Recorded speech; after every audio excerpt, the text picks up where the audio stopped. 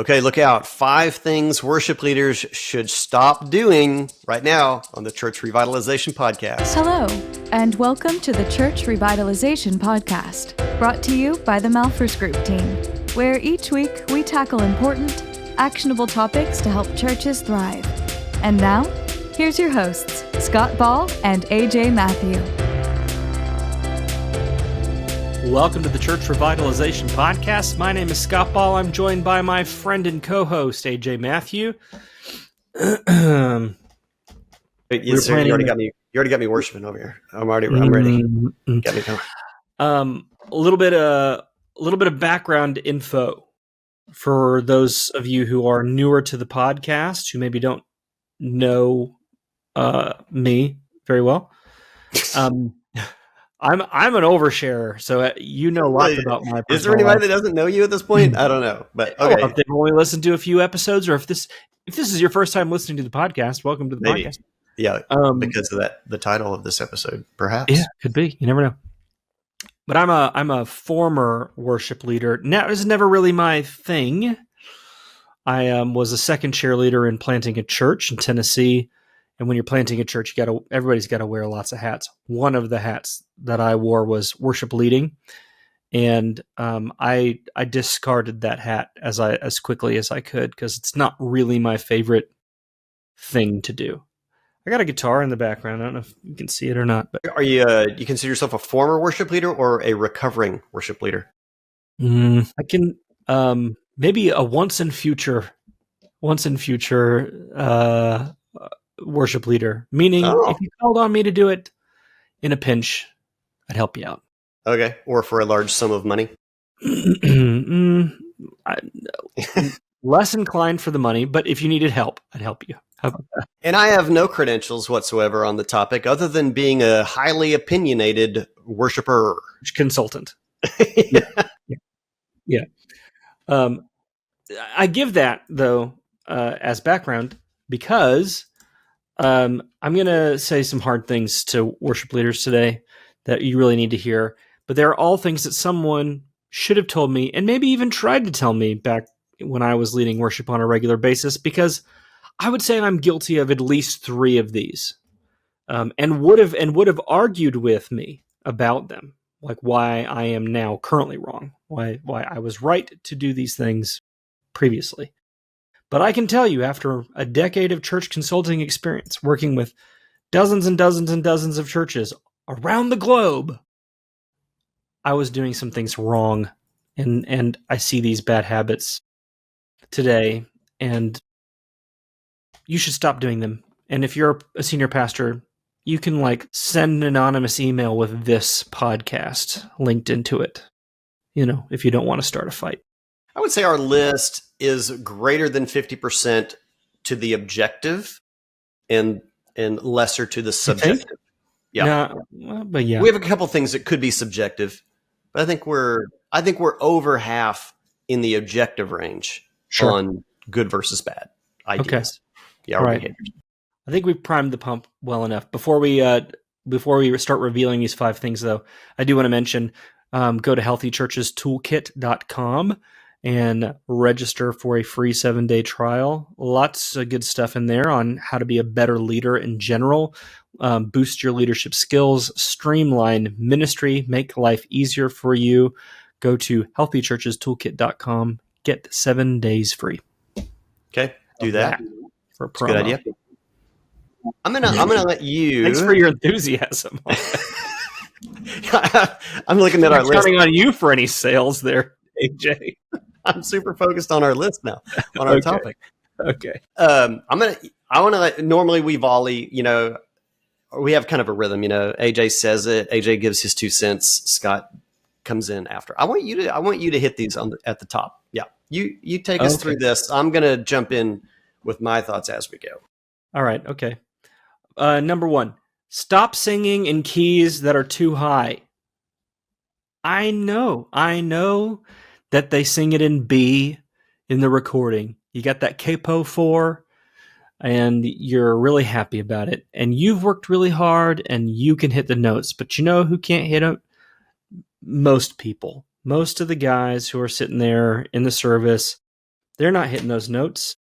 And the thing is, it's not working for the ladies either, because when you sing in those keys, it's kind of too low for them to sing in their regular octave, but then it becomes way too high for them if they sing the octave up. So it's not a good key for anybody. Stop doing it. It doesn't need to be the same key as the recording.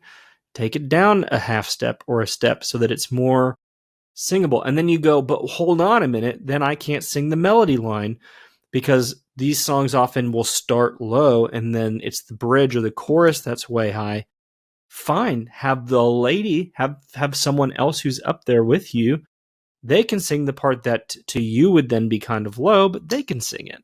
So, just get a little creative, but the goal is to get people singing. And when the key is too high, people will not sing along. So what's, from a professional standpoint in song decision-making, arrangements and keys and all that stuff, is a worship leader more so just choosing a key that's just good for his or her vocal range? I think so. Or I think a lot of guys overestimate their vocal range. Yeah. There are a lot of guys who are like, I can get there. And they can. And I mean, again, this is one of the three for sure I was guilty of.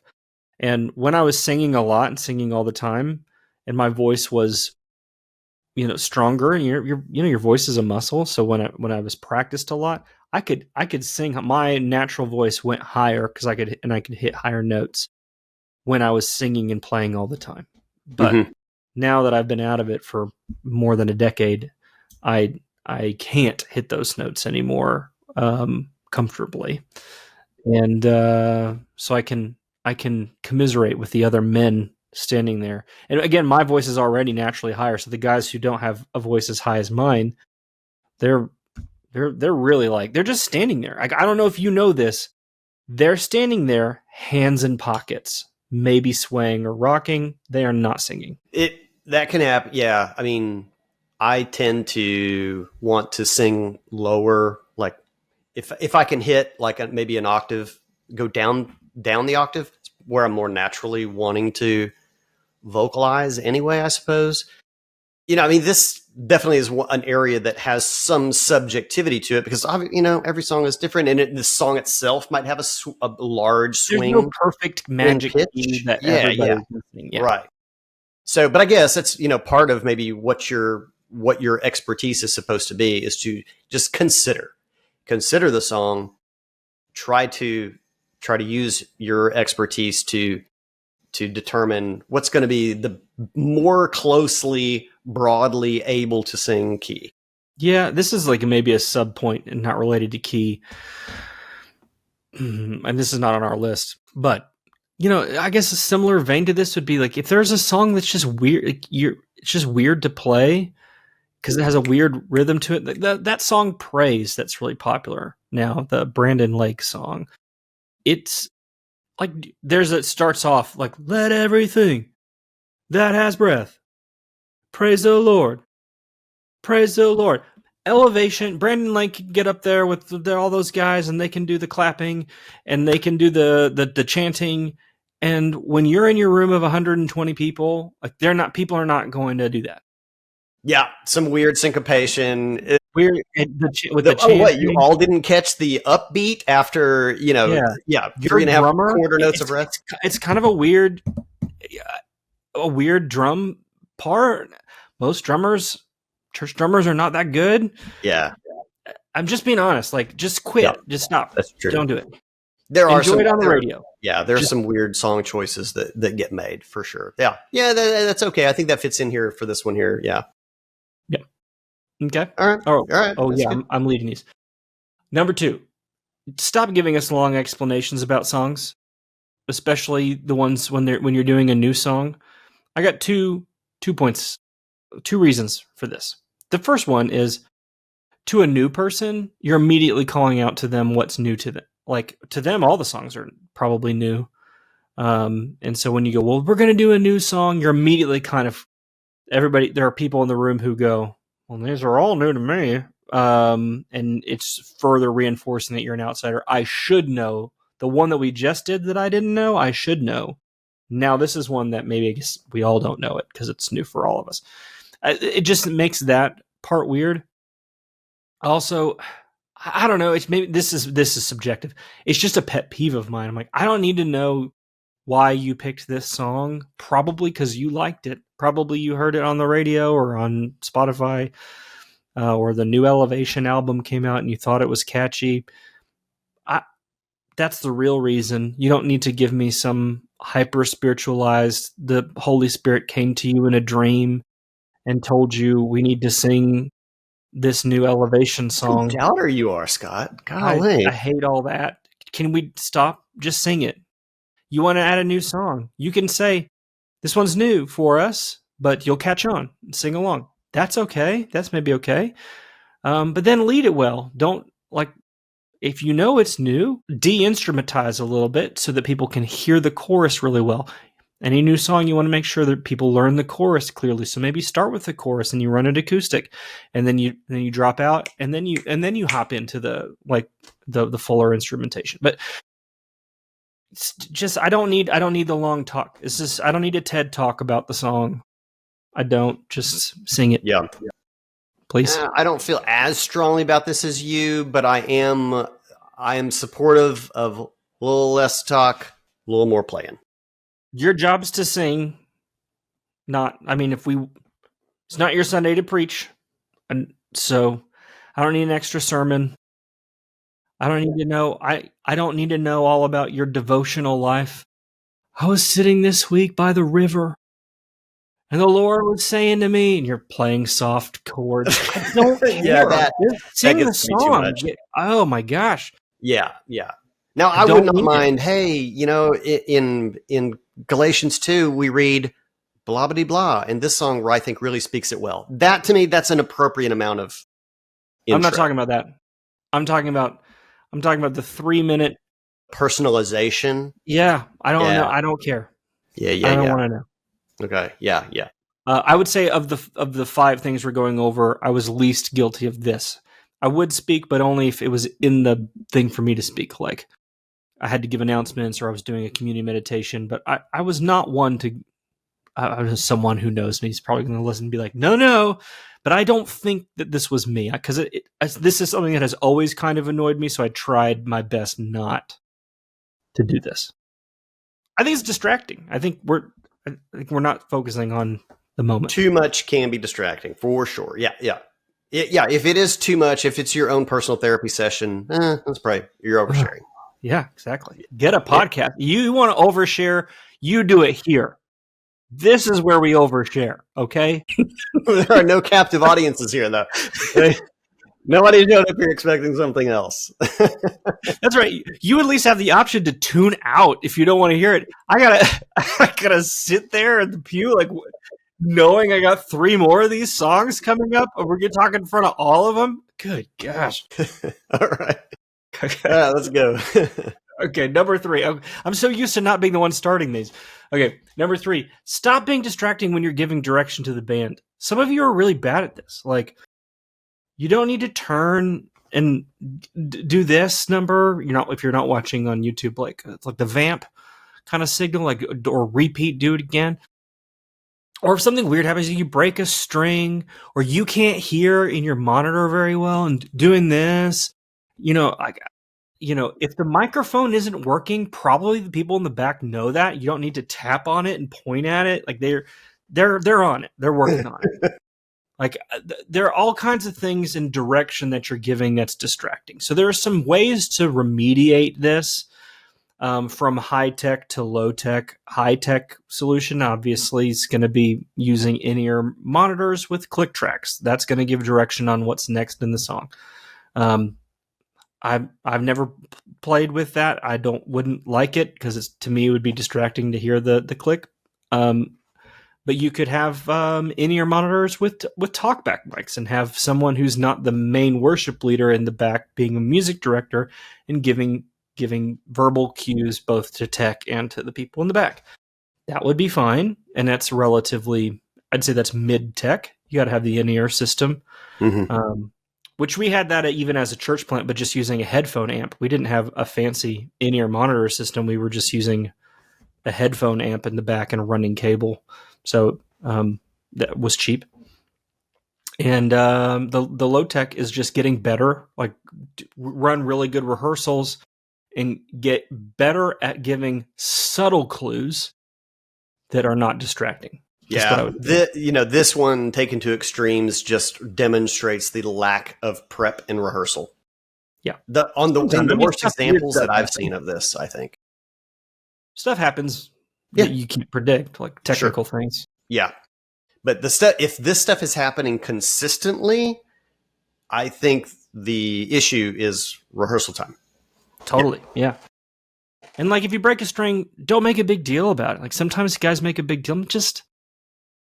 I know it's surprising and you feel like you got to make a show of it, but just keep playing. And then when the song's over, I know now your whole guitar is out of tune, so don't try to keep playing it. Just set it down. And if you've got someone else playing keys or something, just roll with it. Like, let them play keys. And if you're fortunate enough to have a backup guitar on hand, grab the backup. That doesn't always happen. Not everybody's got that. It's okay. But don't make a big deal like, I got a tune. Ding, ding, ding, ding. We don't need all that. Move on. There's elements in this, even as, some of this, for some people that have never even noticed it, they're so, the things, somebody might say, oh yeah, golly, that was distracting when they did this. And other people would be like, oh, I didn't even see that. But sometimes it's almost feels performative, I think it's just social awkwardness, like not knowing, I don't know what to do with my hands, kind of a thing. So they don't know what to do. So you feel like you got to say something. And I can relate to this. I've broken a string and like needed to tune in the middle, and you just don't know what to do. Working so hard. Oh man. Yeah. Or just not doing good maintenance and changing my strings as often as I should have. that crusty old string. So yeah, again, I'm saying this from a place of love and experience. We don't need to see all that. Okay. All right. 3 down. 2 to go. Okay. 3 down. Oh goodness. Okay. Number 4. Number 4. Stop singing weird songs at Christmas time. Let's get into it. I believe I've made this statement before in an earlier episode, but I hate when people say, why don't you just play songs that everyone knows? I stand by that being the most annoying feedback to get as a worship leader, because I stand by the fact that there's no such thing as songs that everyone knows. Mm-hmm. Even if you talk about hymns, different traditions grew up with different hymn books. And so totally agree. That's not even a fair thing to say. Except at Christmas.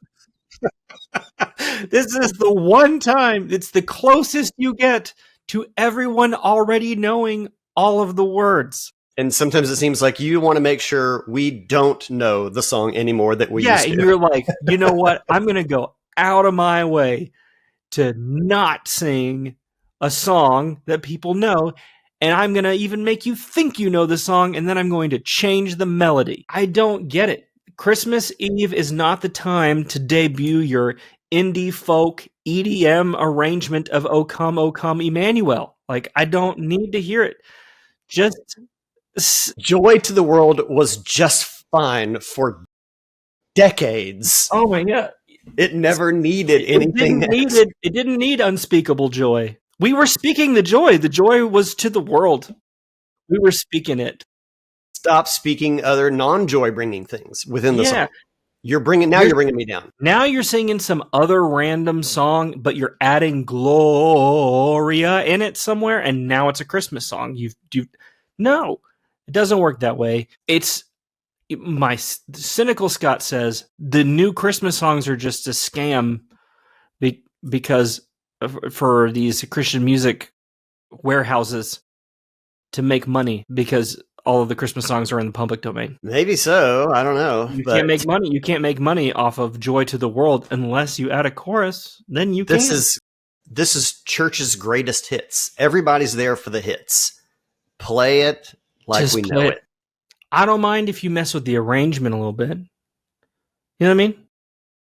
Like the instrumentation, just don't get it not too weird. Maybe. Yeah. Like, it doesn't need to be orchestral. I don't need a bluegrass. Right? I don't need version a of it choir either. in the back. It's okay if you're playing it acoustic or you're, whatever. That's fine. But it doesn't need an extra weird chorus. And I get it. I was 100% guilty of this. If anybody who's listening to this podcast knows me, I have sung Unspeakable Joy on a stage, and I have lobbied hard for Christmas songs that are non-traditional, thinking that it was good. And I'm just here to tell you I repent, and it wasn't good. It was never good. It was always a bad idea. Yeah, man. I in my younger years went to, a pretty traditional mainline denominational church. And, we were literally like a couple times a year in church family. And so I actually have like an attachment to these songs, these traditional Christmas songs sung in church that I've almost not been able to recapture anywhere in adulthood, because you never hear them just plainly done anymore. Where you can hear them? On the radio, on YouTube Music, where I can ask for anything I want. At Christmas time, if you go to Epcot, they do. Speaking of they do that. Please repent some more. They do the candlelight processional, and a celebrity comes and reads the Christmas story out of Luke, because that's what we need. And they sing traditional Christmas songs. Arranged. If Disney can stick with something traditional, you can too. Kind of my point, which is actually why I wanted to bring that up. Be like, if Disney recognizes this is one of their they bring it back every year, even though they hate Christianity pretty much. But this is so popular that they're reading the Christmas story and singing traditional Christian Christmas hymns, like not Let It Snow, but like O Come, Emmanuel. They're singing that at Epcot. If they're doing it at Epcot, you should do it at your church. Yeah. We should just make this a whole episode by itself. Let's talk about this one. All right. We could. Anything else? Maybe we will at Christmas time. We'll bring it back. Have we gotten it all out of our system? I got it out of my system. Yeah. All right. Thank you. We got one more. Number 5. And this is maybe this is the capstone and really kind of the root thing of all of it. I would say you need to stop caring about how cool it sounds. I get this one. Again, I put this in the category of things that I've experienced and been guilty of. Especially if you're a full-time worship leader, you want to be like, I need to kind of prove that I'm doing something, like proof of work, proof that my job is valuable. And so there's a temptation to just be like, you want people to come up to you after the service and go, wow, the music was really great today. Like, that's what you want. You're kind of chasing people saying, you're a really good worship leader, or you're a great musician, or the band sounded so tight today, or that was a great set. Those are the things you're kind of chasing, maybe even at a subconscious level. And I would just encourage you to stop caring about that. Now, don't hear me say the music shouldn't be good or excellent. I think it should be both good. It should be excellent. But the goal is congregational singing, that the people in the room are singing along with you. That's the win. If you look around the room, well, one, if it's so dark in there, you can't even see whether or not people are singing, which is you're blinded by the white hot spotlight.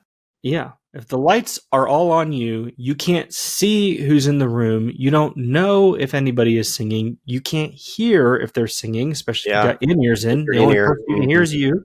Then you don't know if you're winning. And the goal has got to be, I won't put the pressure on you and say the goal is worship, because worship is so much more than just singing, as you know. But the goal would be congregational singing. Let's put the goalpost there.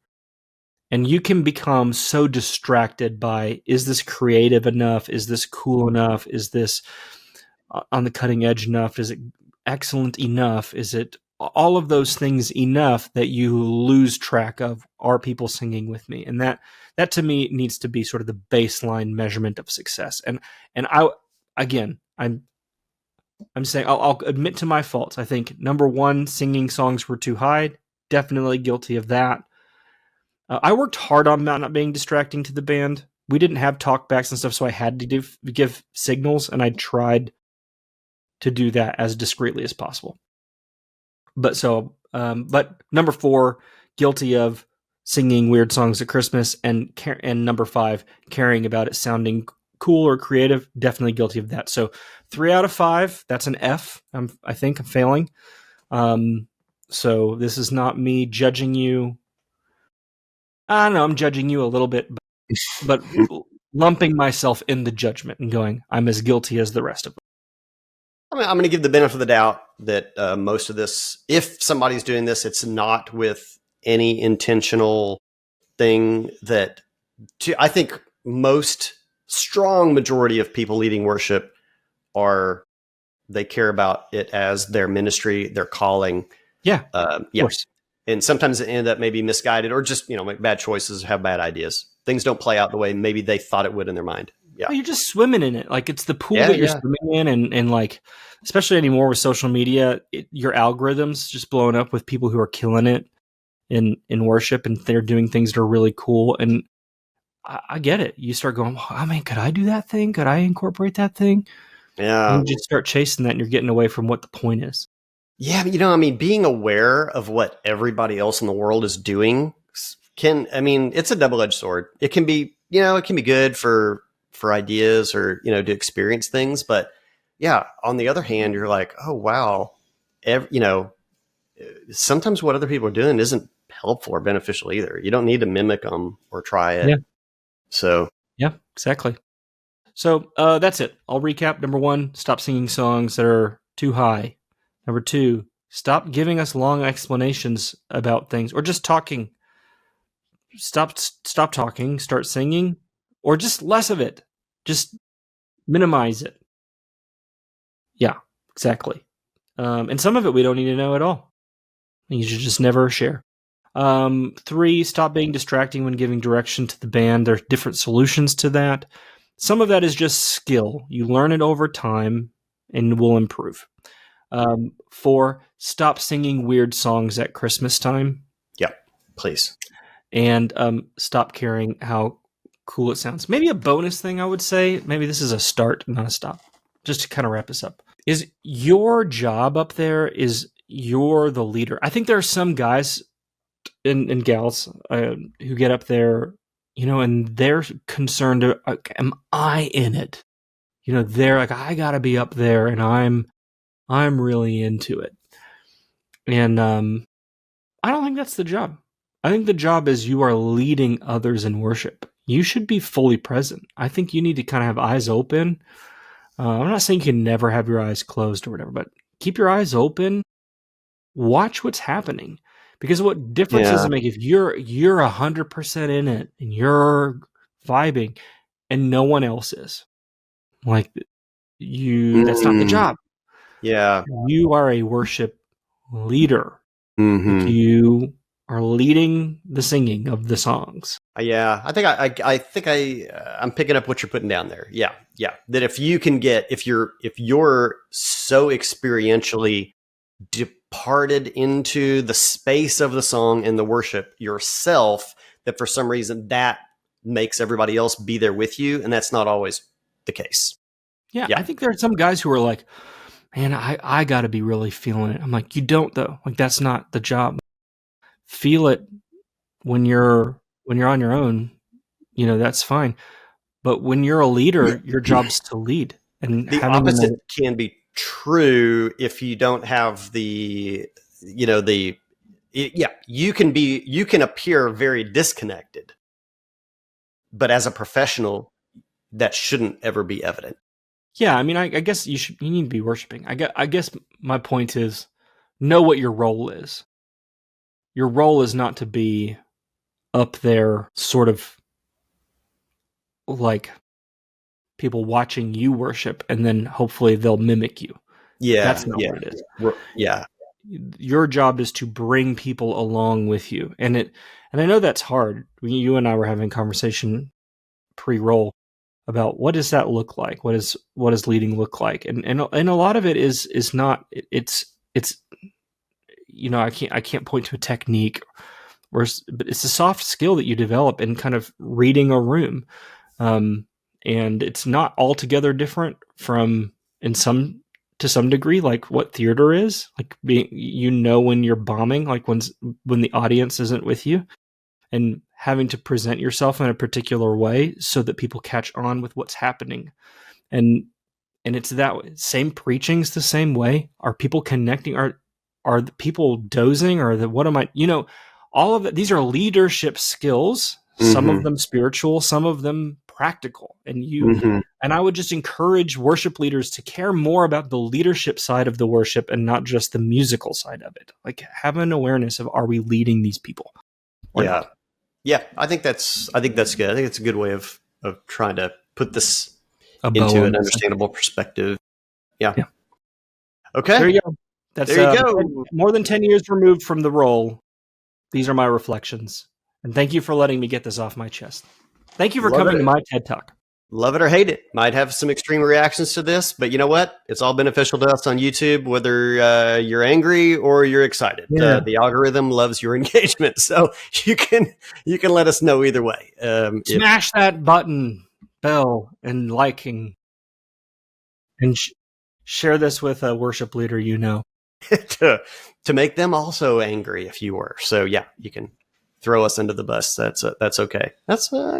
Okay, we can take that every now and then. All right. Hey, thanks for joining us on the Church Revitalization Podcast. Whether you are listening on your favorite podcast app or watching over on YouTube, we'll be back in those same places again next week, bringing you, hopefully, something engaging, challenging, like it or not. Here we come. Thanks, everybody. See you next week.